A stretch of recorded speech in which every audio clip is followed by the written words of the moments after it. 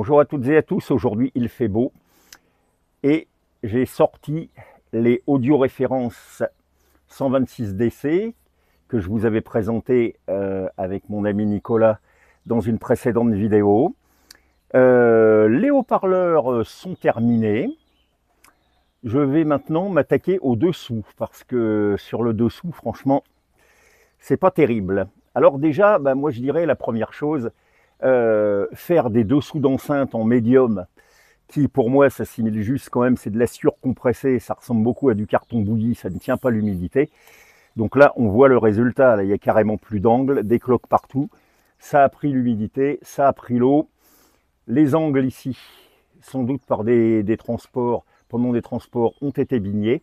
Donc, je vais m'efforcer de restructurer un peu le dessous de l'enceinte, sachant que cette plaque-là, je préfère ne même pas essayer de l'enlever. Je ne sais pas si c'est collé, si c'est vissé, si c'est... voilà.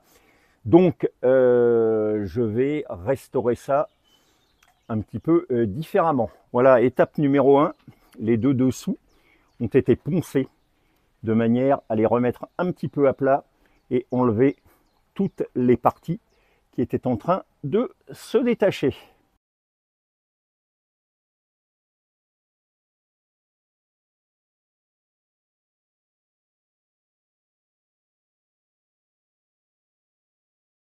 La restauration du dessous des audio référence 126 se poursuit. Les angles ont été refaits en pâte à bois.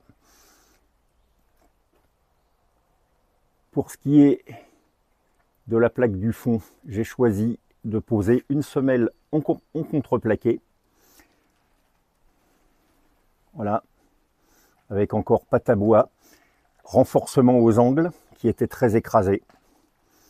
Bien, continuons. La restauration du dessous de ces merveilleuses audio références 126 DC s'achève. Les deux dessous sont refaits.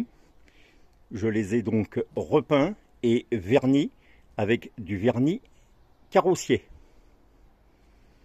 Ça les protégera de l'humidité. Je pense que leur propriétaire doit leur mettre des petits pieds, ce qui complétera le travail. Sur ces fortes paroles, je vous dis à une prochaine fois et... bonjour chez vous.